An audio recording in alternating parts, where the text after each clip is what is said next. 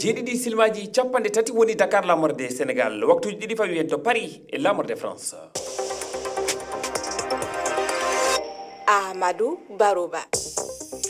tedduɓe heeɗiɓe refi fulfulde jamalla wale mon bisimilla mon e ley kabaruji ɗi hande ko altine balɗe 14 lewru nayaɓuru hitande ujunnaji ɗi nogas e joyyi leydi biyetedi Gabon sungoji hoore yaako leydi ndi waɗi aset faltiɗo e jaltuɗi ɗi jagorɗo halfinaɗo kisal ɓayyini Brice Clotaire Oligui Nguema heeɓi laamu o fooli o heeɓi capanɗe jeenayyi piccal capantati e joyyi e nder temedere kala suudu tondu sari e leydi ndi no hani gonɗinna mbiyen sellinde ɗi jaltuɗi mayen gartu hen fuɗɗode kabaruji ɗi to leydi Mali gila balɗe tati hande koro diwal gongal hakkudere leydi ndi ana jaɓɓo egguɓe iwruɓe Burkina Faso rewɓe worɓe e sukaɓe doguɓe baasi terroriste en goppi galleji mumen fewde koro kono e ngal diwal gonka mabɓe ana satti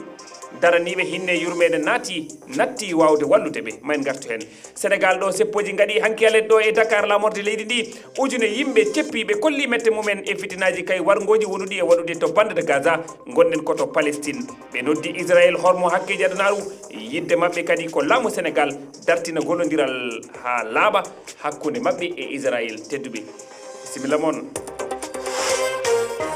on calminama on jettama on juurama bisimilla moon e leydi Gabon paɗen sumgoji lefol laamu Gabon waɗi aset faltiɗo Brice Clotaire Oligui Nguema waɗama hoorejo leydi o fooli sumgoji ɗi o heeɓi daade capanɗe jeenayyi piccal te capantati e joyyi nder temedere kala ko ɗum nantini hanki jagorɗo halfinaɗo kisal leydi ndi o liɓuɗo laamu Ali Bongo Ndimba e lewru jeetati ɓuru hitande ujunaje ɗiɗi e nogas e tati suɓama gam duuɓi jeeɗiɗi wawɗi hesɗitinede o fooli lunda makko Alain Claude Blibinze hoorejo jagorɓe kiɗɗo o du heeɓi ko fodde daade tati keɗoɗi Oumou Ba. Brice Clotaire Oligui Nguema heeɓi polga e nder ɗi jaltuɗi arani o heɓuno e nder temedere wel ko ɓuri capanɗe jeenayyi hikkomo ɗon Alain Claude Blibinze kanko dañuno e nder temedere wel tati piccal ɗiɗi ɓeya jeego luttuɓe heɓali ko ɓuri goto e nder temedere ko noon andiniri gancagora halfinaga kisal Gabon e kadi ko kangal halfina fiiɗi woteji hoore yaaku leydi ndi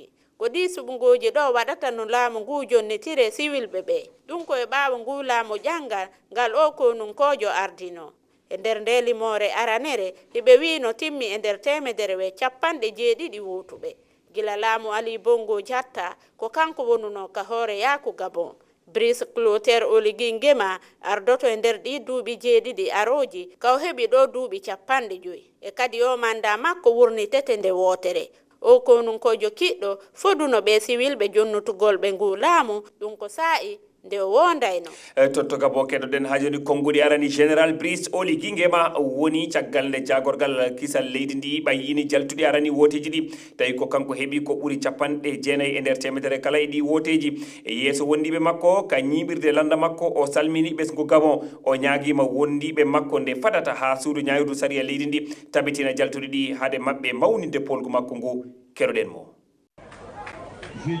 miɗo salmina darde mon timmude ɓiɓɓe Gabon miɗo era mo kala e darde mum fayodinde e mahoɓe ɓe fof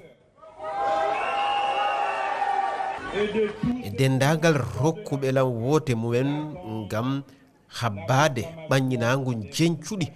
cakkitiɗi ndi ñawirdu ɗosgal leydi ndi waɗata gam mawninde pulgu Gabonnaɓe fof bandiraɓe am tedduɓe leydi men woni ko e mahgu miɗo era on nde puɗɗoto ɗon golle mon e nder ndi leydi hawtandi joɗere nde men fof min yiiɗi Brice Oligui Nguema hoorejo leydi Gabon